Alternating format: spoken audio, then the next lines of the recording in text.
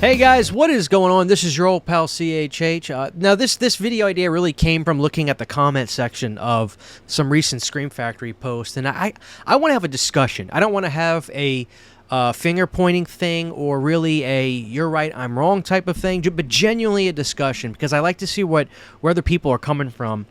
And this whole thing kind of spurred for me where I felt like I wanted to, I don't even know if necessarily defend Scream Factory is the right word, but maybe a little bit. When it comes to the steelbook thing that's going on.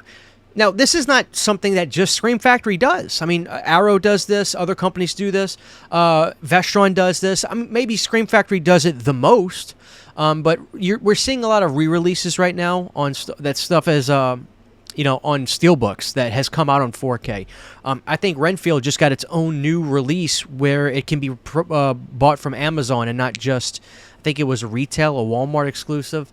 And the ones that just happened were The Howling and I think it was Vampires, which Vampires just came out on 4K not too terribly long ago. I think I reviewed it too. Maybe I did, maybe I didn't. I think I did. Anyway, my point is this. When I was looking at the comments, I think Scream Factory announced The Howling and Dawn of the Discs might have been Vampires, but I mean, we know it's coming. There was two complaints with this, and I kind of want to just talk about this. Like I said, this is not a "you're right, I'm wrong, you're right" type thing, but I want to discuss this. The two complaints I saw, one of them was people didn't like the artwork. That is going to happen until the day physical media dies. People always have an opinion about artwork. For instance, I know on the Texas Chainsaw 4K releases, nobody loved the artwork. I didn't love the artwork. Nobody loved it. Sometimes people can be united and stuff like that. Other times it can be split. Like I think some people really liked the Drag Me to Hell limited artwork that they did, and some people didn't. That's part of it. And that's always going to be a thing. You can't really make heads or tails about that either way, and it is what it is. Art is left up for interpretation. That's neither here or there. But one of the things I would see that I really wanted to have a discussion about is I would see a lot of "this is so lazy," same old crap over and over again. And, part of me says, well, I get the frustration in one sense that month to month, people want to get new announcements from every physical media company, Scream Factory no different, where it's stuff that they can get or they want to get.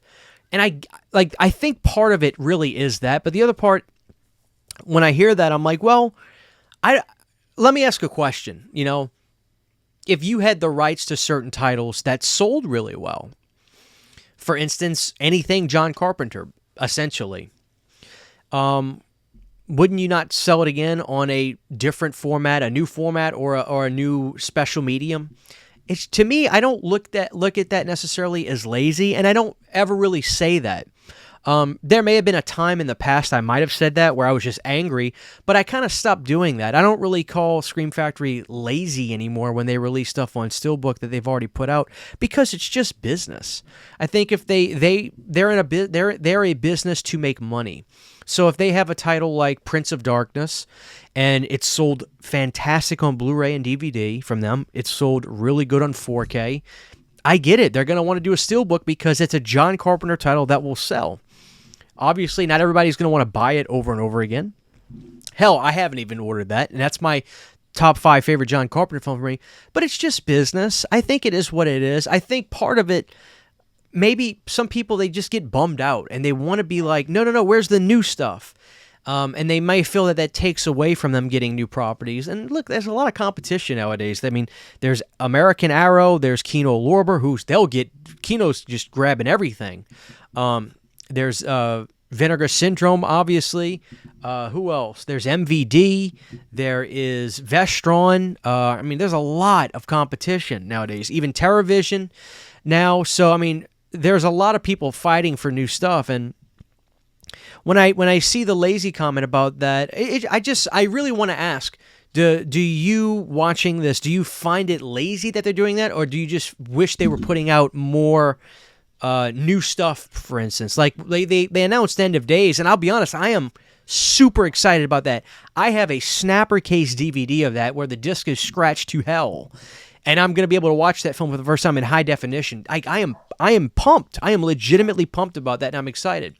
Now, there are I think with every physical media company, there are things to criticize and voice your opinion. And as long as it's criticism that can hopefully allow for a better customer experience, for instance, Black Sunday's coming out on 4K. I mean, listen, that's great. I think some people would have liked to have known that was coming out.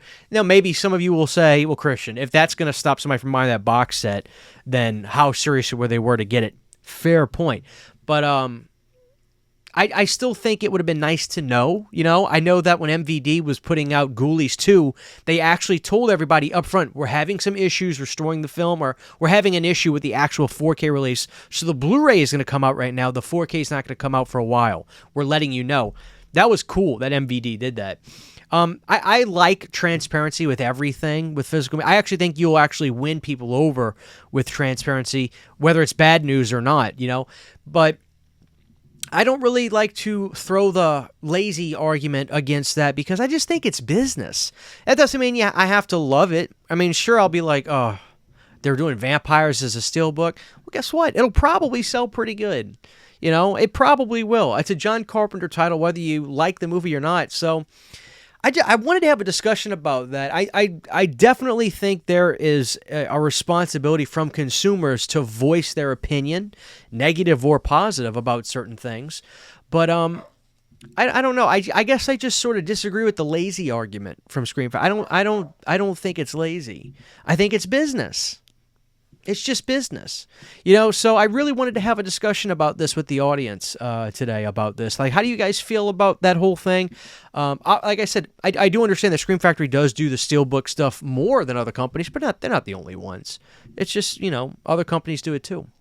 So I really want to open up a dialogue here about this. As a Scream Factory fan, there's things that they've done that I really like, and there's other things where I feel we could have possibly tried a little harder to do this or do better. But then again, they don't really go into detail about certain stuff like the Time Cop release. There wasn't anything on that release. Did they try? Did they not try? Did they not care? Were they rushing it out?